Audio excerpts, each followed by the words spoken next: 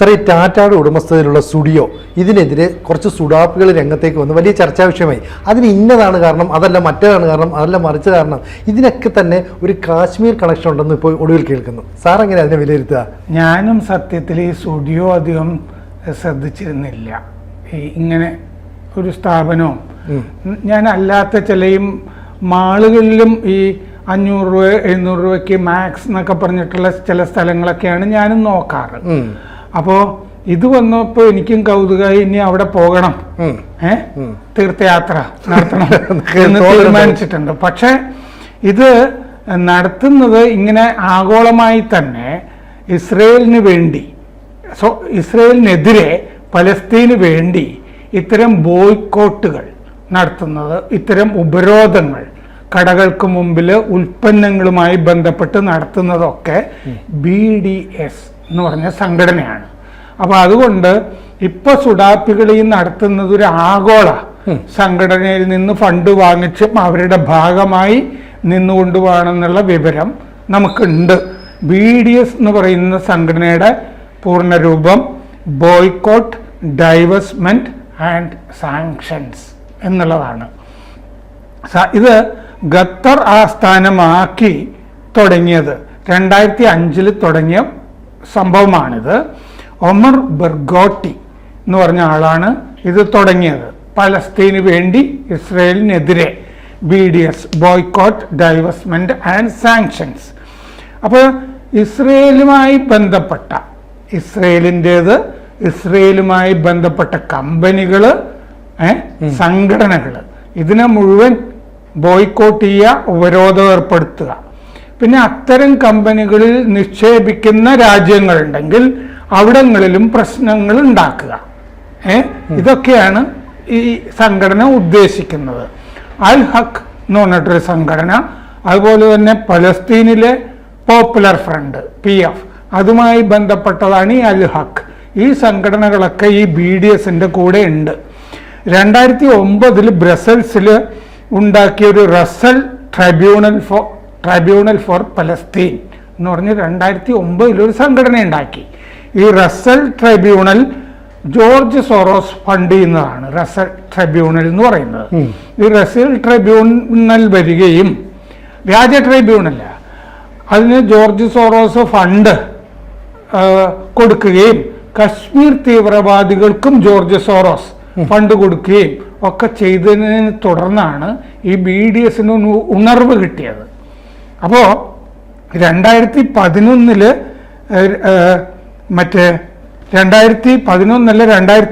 2021 കശ്മീരിൽ നടക്കുന്ന പല സംഭവങ്ങളിലും, അതായത് ഇന്ത്യ നടത്തുന്നതായി പറയുന്ന പല സംഭവങ്ങളിലും പ്രതിഷേധിച്ചിട്ട് ബോസ്നിയയിൽ തുർക്കിയുടെയും പാകിസ്ഥാന്റെയും സഹായം വഴി റസൽ ട്രിബ്യൂണൽ ചില പ്രമേയങ്ങൾ പാസാക്കിയിരുന്നു. ബോസ്നിയയെ പ്രതിഷേധങ്ങളൊക്കെ നടത്തിയിരുന്നു ഈ റസൽ ട്രിബ്യൂണൽ.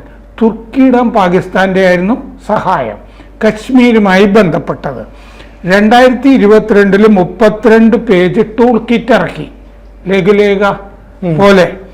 അതില് കായിക, സാംസ്കാരിക, അക്കാദമിക സ്ഥാപനങ്ങളിൽ നമ്മൾ ഇടപെടണം എന്നാ ടൂൾ കിറ്റിൽ 32 പേജിൽ പറഞ്ഞിട്ടുണ്ട് കശ്മീരിന് വേണ്ടിയിട്ട്. ഇപ്പൊ ഈ സ്റ്റുഡിയോ പ്രശ്നം ഉണ്ടാകുന്നത് പഹൽഗാം സംഭവത്തിന് ശേഷം അല്ലേ, കശ്മീരിലെ.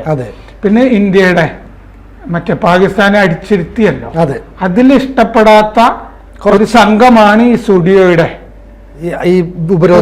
ഉപരോധത്തിന്റെ പിന്നിൽ. അതാണ് നമ്മൾ മനസ്സിലാക്കേണ്ടത്. കശ്മീരിനെതിരെ നിലനിൽക്കുന്നവരാണ് ഈ സ്റ്റുഡിയോയുടെ മുമ്പിൽ ഉപരോധമായിട്ട് വന്നിരിക്കുന്നത്. പക്ഷേ ഇന്ത്യയിൽ ഇത് ഞങ്ങൾ കശ്മീരിനെ അനുകൂലിച്ചാണ് നിലകൊള്ളുന്നു പറഞ്ഞാൽ അടി കിട്ടുമല്ലോ. അതുകൊണ്ടാണ് ഇവര് ആഗോള വർത്തമാനം പറയുന്നത്. ടാറ്റ ഇസ്രയേലിന് പല ആയുധ സഹായങ്ങളും ചെയ്യുന്നു. ഇന്ത്യയില് ടാറ്റ സ്ഥാപനങ്ങളിൽ ഇസ്രയേലിന്റെ നിക്ഷേപവും കാര്യങ്ങളും ഒക്കെ ഉണ്ട്. സംയുക്തമായി ആയുധങ്ങൾ നിർമ്മിക്കുന്നുണ്ട്. അതുപോലെ ഇന്ത്യയുടെ തന്നെ മേക്ക് ഇൻ ഇന്ത്യയുടെ ഭാഗമായിട്ട് DRDO അല്ലേ, ടാറ്റയുമായിട്ട് സഹകരിച്ചിട്ട് കാരണം ആയുധ നിർമ്മാണ സ്ഥാപനങ്ങളുടെ ജോലി ആയുധം ഉണ്ടാക്കുക എന്നുള്ളതല്ലേ, അത് കൊടുക്കുക എന്നുള്ളതല്ലേ. റഷ്യ ഇപ്പോ തുർക്കിക്ക് കൊടുക്കുന്നില്ലേ? റഷ്യ S-400 ഇന്ത്യക്ക് മാത്രമല്ല തുർക്കിക്കും കൊടുത്തില്ല. അപ്പോ തുർക്കി നമ്മുടെ ശത്രുഭാഗത്തല്ലേ ഇപ്പൊ നിൽക്കുന്നത് പാകിസ്ഥാന്റെ കൂടെ. പക്ഷെ റഷ്യ എന്തിനാ അവർക്കും കൊടുത്തതെന്ന് നമ്മൾ ചോദിച്ചിട്ട് കാര്യമുണ്ട്? ഇല്ല, അത് ആയുധ വിൽപ്പന അവരുടെ രാജ്യത്തിന്റെ താല്പര്യം. റഷ്യയിൽ നിന്ന് നമുക്ക് ആവശ്യമുള്ള എണ്ണ മേടിക്കാം അല്ലേ? അവരെ ആർക്ക് എന്ത് കച്ചവടം ചെയ്യുന്നു? നിങ്ങൾ നിങ്ങളുടെ വീട്ടിലെ വാഴക്കൊല ആൾക്ക് അത് അവരുടെ സൗകര്യമില്ലേ എന്ന് പറഞ്ഞ പോലെ. അപ്പോ ഇസ്രയേലിന്റെ ഈ കൊളോണിയൽ നിയമമാണ് ഗാസയിൽ ഉപയോഗിക്കുന്നതെന്നാണ് ഈ BDS സംഘടന പറയുന്നത്. ഇതുപോലെ ഒരു കൊളോണിയൽ നിയമമാണ് ഇന്ത്യ കശ്മീരിൽ പ്രയോഗിക്കുന്നത് എന്നാണ് ഇവരുടെ ആരോപണം. അങ്ങനെയല്ലല്ലോ. POK എന്ന് പറയുന്നത് ഇന്ത്യയിൽ നിന്ന് പാകിസ്ഥാൻ കൊള്ളയടിച്ച ഭാഗമാണ്. അത് ഇങ്ങോട്ട് തിരിച്ചു കിട്ടേണ്ടതാണ്. അതല്ലേ നമ്മുടെ കശ്മീർ പ്രശ്നം എന്ന് പറയുന്നത്. ഹരിസിംഗ് 1947 സെപ്റ്റംബറിൽ മറ്റേ ഈ ആക്സഷൻ ഡോക്യുമെന്റ് ഒപ്പിടുമ്പോ, ഇൻസ്ട്രുമെന്റ് ഓഫ് ആക്സഷൻ ഒപ്പിടുമ്പോ കശ്മീർ ഇന്ത്യയിലാണല്ലോ ലയിച്ചത്. അത് കഴിഞ്ഞ് പിന്നെ നടക്കുന്ന യുദ്ധം 1947-48 അതിലല്ലേ കശ്മീരിന്റെ ഒരു ഭാഗം അവർ തട്ടിയെടുക്കുന്നത്. അത് പിന്നീടുള്ള ബ്രിട്ടനും അമേരിക്കയും കൂടെയൊക്കെ ഇടപെട്ടിട്ട് അവർക്കത് നിലനിർത്തി കൊടുക്കുകയാണല്ലോ ചെയ്തത്. കശ്മീർ രാജ്യാന്തര UN-ലേക്ക് കൊണ്ടുപോയി. വിദേശ ശക്തികൾ പറയുന്നത് നെഹ്റു അനുസരിച്ചു. നെഹ്റുവിന്റെ മണ്ടത്തരം, നയതന്ത്ര പാഴ്ച. അല്ലാതെ ഇസ്രയേലും ഇന്ത്യയും ചെയ്യുന്നത് ഒരുപോലെ എന്ന് പറയുന്നത് അസംബന്ധമാണ്. പലസ്തീനിൽ പ്രയോഗിക്കുന്ന ആയുധങ്ങൾ ഇന്ത്യ കശ്മീരിൽ ഉപയോഗിക്കുന്ന ആയുധങ്ങൾ തന്നെ എന്നൊക്കെയാണ് ഇവർ പറയുന്നത്. BDS ബ്രിഗേഡ് ഇവർ പറയുന്ന ഇതാണ്. ഈ സുഡിയോയ്ക്ക് മുമ്പിലും സത്യത്തിൽ ഈ സമരം ചെയ്യുന്നത് BDS ബ്രിഗേഡാണ്. പക്ഷെ അതാണ് മുന്നിൽ നിന്നുകൊണ്ട് ചെയ്യുന്നത് അല്ലേ? അതെ, ആഗോളതലത്തിൽ ഫണ്ട് മേടിച്ചിട്ട് ചെയ്യുന്ന വൃത്തികേടാണിത്, ജോർജ് സോറോസിന്റെ ഒക്കെ. അപ്പോ സാമ്രാജ്യത്വത്തിനെതിരായ ആക്രമണം തീവ്രവാദമോ എന്നൊക്കെ ഇപ്പൊ ചോദിക്കുന്നുണ്ടല്ലോ. അങ്ങനെയാണെങ്കിൽ ഭഗത് സിംഗും രാജഗുരുവും സുഖദേവും നിങ്ങൾ ഏത് ഇനത്തിൽ പെടുത്തും? സാമ്രാജ്യത്വത്തിനെതിരായ ആക്രമണമാണല്ലോ അവർ നടത്തിയത്. അവര് ഭീകരവാദികളിൽ നിന്ന് നിങ്ങൾ പറയുമോ എന്നൊക്കെ ഇപ്പൊ ഇവര് ചോദിക്കുന്നുണ്ടേ. ഇന്ത്യ സാമ്രാജ്യത്വമാണോ? ഇന്ത്യ കൊളോണിയൽ ശക്തിയാണോ? നമ്മളൊരു കോളനി ശക്തിയിൽ നിന്ന് സ്വാതന്ത്ര്യം പ്രഖ്യാപിച്ച രാജ്യമല്ലേ. അപ്പൊ ഇവരുടെ പ്രശ്നം എന്താന്ന് വെച്ചാൽ കാശ്മീരില് ഇന്ത്യൻ സേന ഉപയോഗിക്കുന്ന പല വാഹനങ്ങളും ടാറ്റ നിർമ്മിച്ചു കൊടുത്താണ്. ടാറ്റ മോട്ടോഴ്സ്, ഇത് തുണിയൊക്കെ വിൽക്കുന്ന സ്ഥലമല്ലേ. ടാറ്റ മോട്ടോഴ്സ് ധാരാളം വാഹനങ്ങൾ, ഇൻഫൻട്രി പ്രൊട്ടക്റ്റഡ് മൊബിലിറ്റി, അതിനുവേണ്ടി കശ്മീരിൽ ടാറ്റയുടെ വാഹനങ്ങളുണ്ട്. അതുപോലെ ടാറ്റ സഫാരി ഇല്ലേ, അത് 2023 പട്ടാളത്തിന് വേണ്ട രീതിയിൽ കസ്റ്റമൈസ് ചെയ്ത് കൊടുത്തിട്ടുണ്ട്. സഫാരി വണ്ടി അല്ലേ? ടാറ്റ സഫാരി വണ്ടി ആ ഭൂപ്രദേശത്ത് ഉപയോഗിക്കാവുന്ന വിധത്തിൽ കസ്റ്റമൈസ് ചെയ്ത് കൊടുത്തിട്ടുണ്ട്. കശ്മീരിൽ CRPFന് 12 പേരെ, ഡ്രൈവർ അല്ലാതെ 12 പേരെ വഹിക്കാവുന്ന WG-AP വാഹനങ്ങൾ ടാറ്റ കൊടുത്തിട്ടുണ്ട്. CRPF ഉപയോഗിക്കുന്ന വാഹനങ്ങൾ. CRPFന്റെ ഒരു കോൺവോയ്ക്കെതിരെയല്ലേ ആക്രമണം നടത്തിയത് പാകിസ്ഥാനികൾ? ടാറ്റയുടെ വാഹനങ്ങളിലല്ലേ CRPF പോകുന്നത്. അതുപോലെ ആകാശ്, പിനാക, ഇതൊക്കെ പണിയുന്നത് ടാറ്റ സഹകരണത്തോടെയാണ്. ആണ് ടാറ്റയുടെ ആയുധ നിർമ്മാണ ഫാക്ടറികളിലാണ്. 2008 മറ്റേ ഇസ്രയേല് ഇങ്ങനത്തെ ടാറ്റയ്ക്ക് സഹകരണമുണ്ട് അവരുമായിട്ട്. 2021 ഈ റസൽ ട്രൈബ്യൂണൽ ഉണ്ടായ ശേഷമാണ് ഈ ബോയ്ക്കോട്ട് പരിപാടികളുമായിട്ട് ആഗോള സുഡാപ്പുകൾ നടക്കുന്നത്. ടാറ്റ കശ്മീരിൽ സഹായിക്കുന്നു പട്ടാളത്തെ എന്ന് പറയാൻ ഇവർക്ക് പ്രയാസമുള്ളത് കൊണ്ട് ടാറ്റ ഇസ്രയേലുമായിട്ട് സഹകരിച്ച് ആയുധങ്ങൾ ഉണ്ടാക്കുന്നു.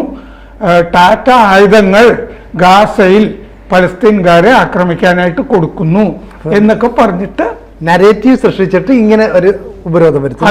അതാ ഇവരുടെ മനസ്സിലുള്ളത് മുഴുവൻ കശ്മീരാണ്. ഇപ്പൊ നമ്മൾ പാകിസ്ഥാനെ അടിച്ചിരുത്തിയത് ഇവർക്ക് ഇഷ്ടപ്പെട്ടിട്ടില്ല. പഹൽഗാമിന് മറുപടി കൊടുത്തുന്നത് ഇഷ്ടപ്പെട്ടിട്ടില്ല.